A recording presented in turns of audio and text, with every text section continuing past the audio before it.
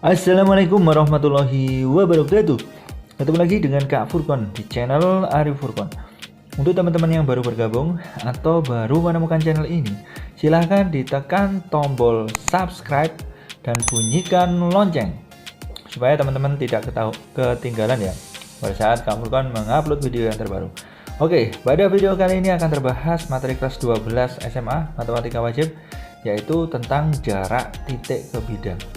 Oke, silahkan disiapkan ya catatan dan alat tulis teman-teman untuk mencatat semua hal-hal yang penting yang terdapat di dalam video ini. Oke, kita langsung ke materinya teman-teman ya.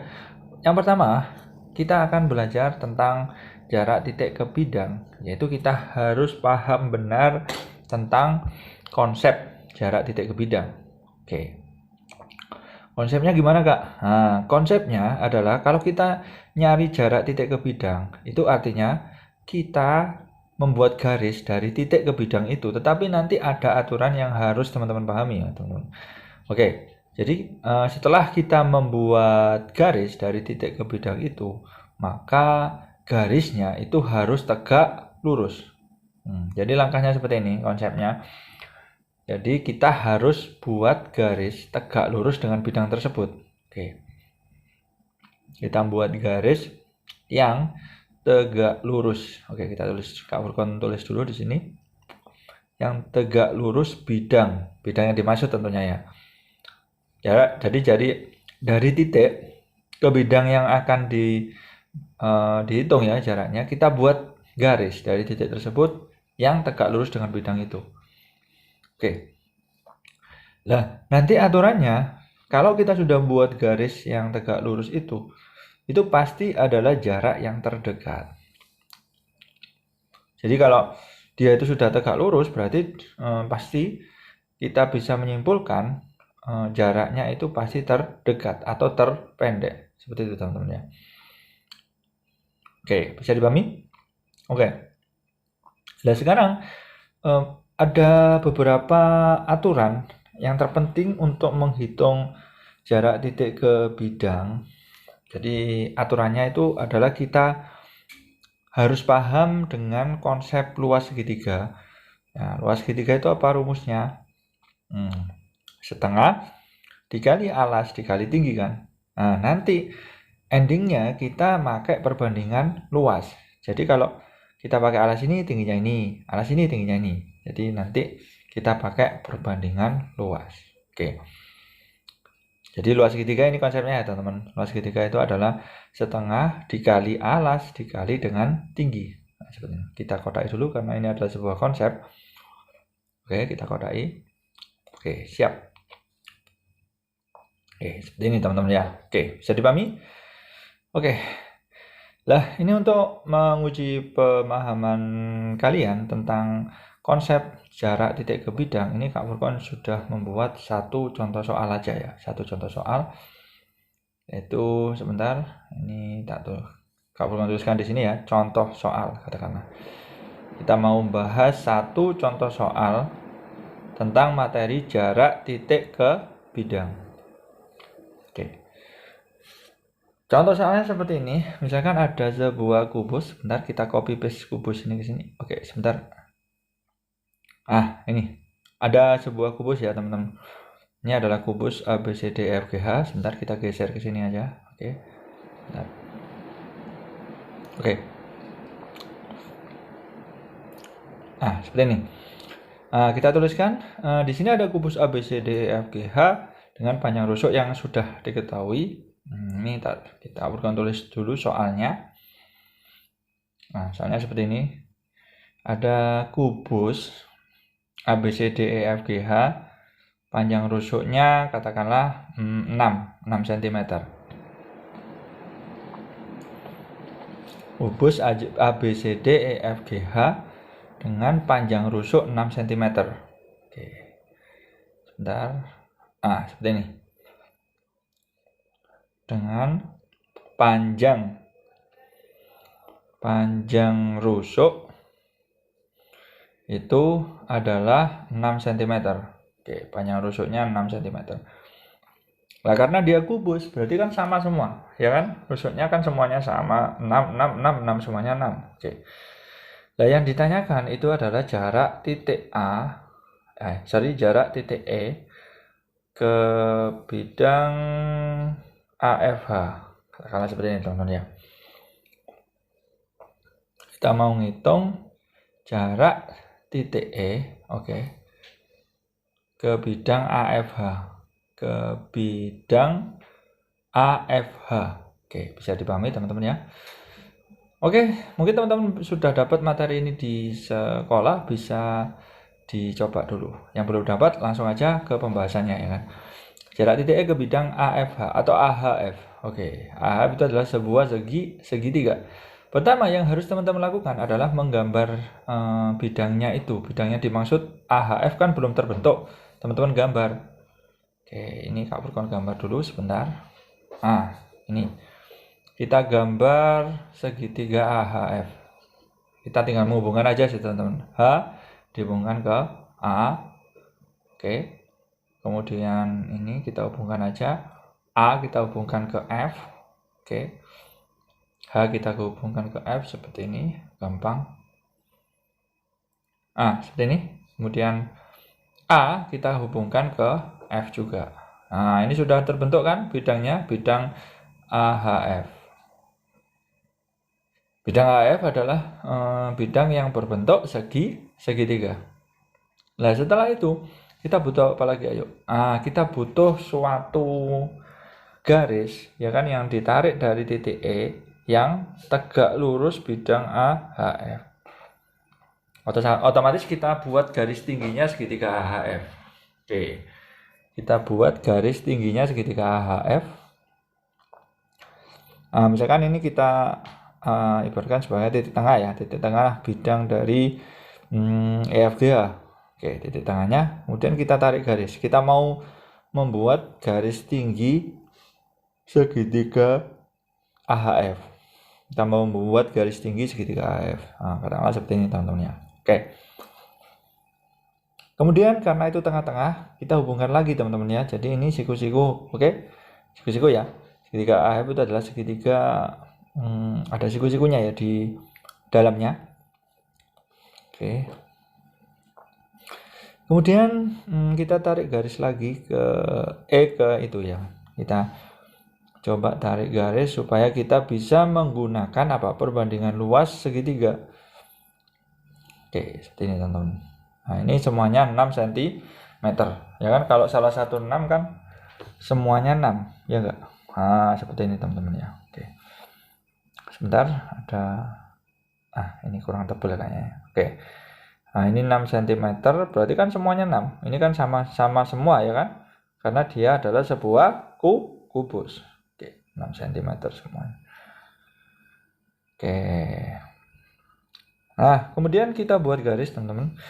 Kita buat garis sehingga kita akan dapat membuat jaraknya ya, jaraknya titik E ke bidang AHF itu nanti adalah sebuah garis yang ditarik dari titik E yang tegak lurus garis AHF seperti ini. Oke, siap. Nah, ini kita tinggal hubungkan aja titik E ke garis yang biru ini. Oke, ini kan kita cari ada yang tegak lurus ya kan. Tapi kita nggak tahu ya posisinya di mana, nggak tahu. Yang penting dia harus tegak lurus supaya dia itu menghasilkan jarak yang paling pendek. Karena konsepnya itu aturannya kalau jarak titik ke garis atau jarak titik ke bidang itu adalah jarak yang terpendek. Nah, kalau yang jarak yang terpendek itu apa artinya? Ya yang tegak lurus. Seperti itu teman-teman ya. Bisa dipahami? Oke. Kita warnai merah aja ya garisnya. Oke, sudah terbentuk ya. Nah, nanti teman-teman kasih tanda di situ kan siku-siku. Berarti kan kita sudah dapat segitiga siku-siku, di dalamnya ada siku-siku lagi. Sehingga kita bisa memakai perbandingan luas. Kita misalkan ini titik O aja. Kita beri nama ya kan. Ini kita beri nama titik O. Bentar. Oke, sebentar ya. Oke, jadi ini kita beri nama ini titik O. kemudian ini katakanlah titik apa ya, P gitu aja ya, titik P. Nah seperti ini. Oke, bisa dipahami ya. Oke, karena kemudian kita fokus pada segitiga itu, segitiga AEO. Nah, segitiga AEO yang kita fokuskan. Kita simpulkan dulu jarak titik E ke bidang AHF itu adalah garis EP ini ya. Dari E yang ditarik tegak lurus ke bidang AHF itu adalah garis EP. Oke. Nah, karena AE itu adalah sebuah garis yang tegak lurus semua rusuknya kubus ya, teman-teman. Begitu juga tegak lurus dengan semua garis yang EO. Nah, tegak lurus dengan EO juga. Atau AE itu tegak lurus dengan semua garis, katakanlah kayak gini, yang terdapat dalam kubus, gitu aja. Karena AE tegak lurus semua garis, maka teman-teman bisa lihat segitiga AEO. Nah, seperti ini teman-teman ya. Lihat segitiga AEO. Oke. Nah, karena itu agak sedikit ribet ya gambarnya. Kita gambar lagi ya di sini supaya teman-teman lebih paham lah. Oke. Tapi intinya kita butuh sketsanya juga. Oke. Kita buat segitiga AEO di sini katakanlah supaya lebih jelas teman-teman. Nah, kita gambar aja. Ini garis segitiga ya. Kita buat segitiga sebentar. Segitiga AEO ya. Teman-teman bisa membuat juga segitiganya. Oke, sebentar. Segitiga AEO itu adalah segitiga siku-siku. Tetapi nanti di dalamnya ada siku-siku lagi kan gitu kan teman-teman. Ada siku-siku lagi yo. Siku-siku mana? Siku-siku lagi. Nah, sebentar kecoret. Oke, kita hapus dulu.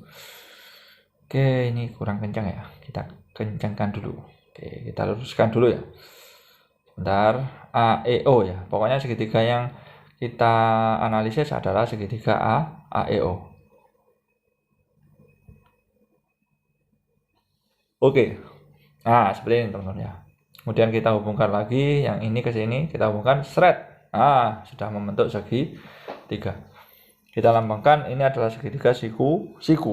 Kita kasih kotak aja. Ini dia sudah menandakan siku-siku ya kalau kotak. Nah, seperti ini. Nah, kita tarik garis dulu ke sini. Ini adalah garis EP. Oke. Garis EP ya, teman-teman. Oke, seperti ini. Oke. Nah, sebentar. Ini sebentar. Ini siku-siku, ini juga siku. Nah, jadi nanti ada segitiga siku-siku ya, di dalamnya ada segitiga siku-siku lagi. Nanti kita namai ini A, ini E, ini O ya, ini P. Nah, teman-teman perhatikan karena ini adalah sebuah kubus, maka rusuknya 6, tetapi berbeda dengan EO ya. EO itu posisinya sebagai apa teman-teman? Sebagai setengah ya kan, setengah dari diagonal sisi. Padahal rumusnya diagonal sisi, rumusnya adalah S akar 2. Nah, kalau setengahnya kan berarti setengah S akar 2.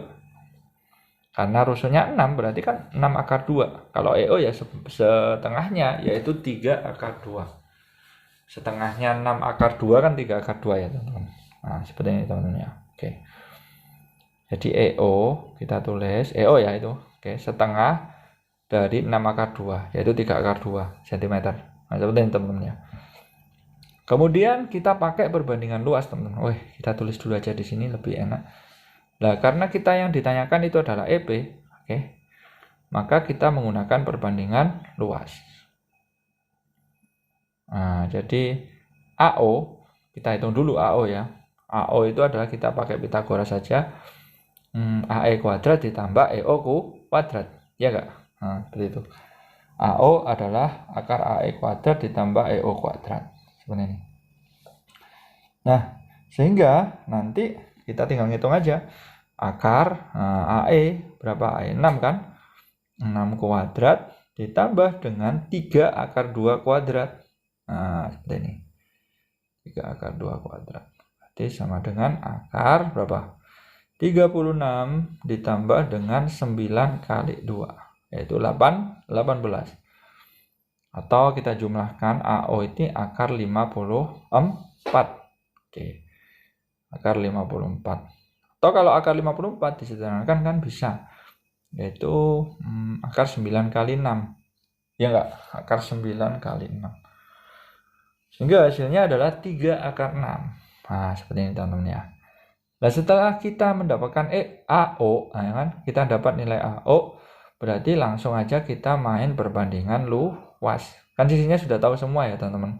AO tahu, AE tahu, EO tahu. Nah, yang ditanyakan adalah EP. Jaraknya titik E ke bidang itu tadi, bidang segitiga tadi. Seperti itu teman-teman ya. Oke, jadi langkah selanjutnya adalah kita pakai perbandingan luas. Oke. Kita tuliskan di sini perbandingan luas. Seperti ini.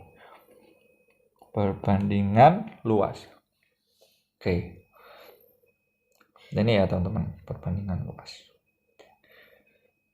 Nah, langsung aja luas segitiga kan setengah kali alas dikali tinggi. Setengah kali alas kali tinggi ya. Nah, jadi ini adalah berarti setengah kali AE kali EO. Nah, atau dibolak-balik sama teman-teman. Sama dengan bagaimana kalau kita pakai alas AO. Nah, tingginya kan yang ditanyakan EP. Setengah kali AO dikali EP. Nah, seperti ini teman-teman. Oke, ini kita kotak dulu aja ya, karena ini sebuah konsep perbandingan luas. Oke, kita kotak dulu aja di sini, seret. Nah, seperti ini teman-teman. Kemudian di kiri ada setengah, di kanan juga ada setengah, bisa teman-teman habisi kan. Kita coret-coret. Coret. Nah, seperti ini. Kemudian tinggal ngitung aja AE-nya berapa? AE-nya kan 6. Kita masukkan aja. 6 dikali dengan berapa? EO-nya berapa?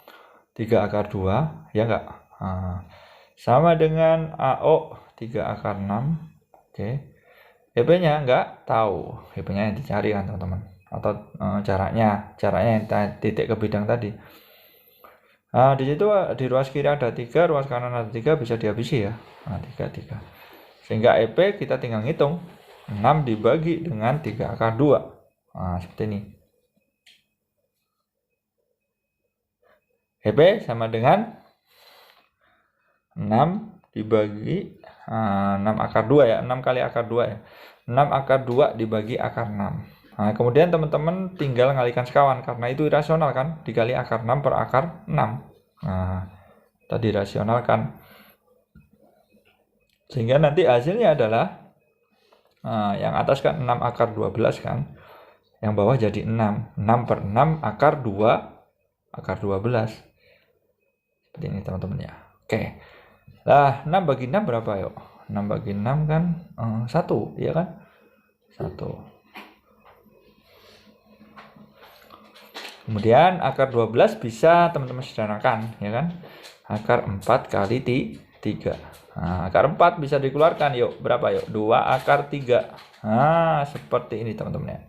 Ini adalah jawabannya. Oke, 2 akar 3 cm. Nah, yang penting konsepnya aja ya teman-teman. Jadi konsepnya aja. Jadi ini variasinya sebenarnya banyak. Ini Kak Furqon ngambil satu contoh soal aja. Oke.